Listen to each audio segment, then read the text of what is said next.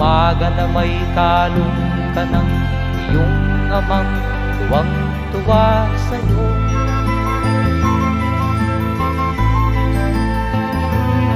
Ngayon nga ay malaki ka na, nais mo'y maging malaya, di man sila payag, walang magagawa.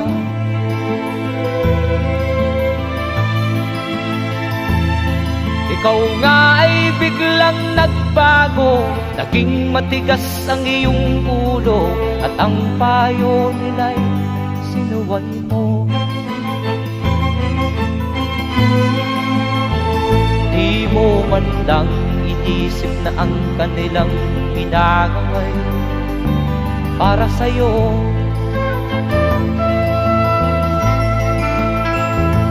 Kat ang nais mo'y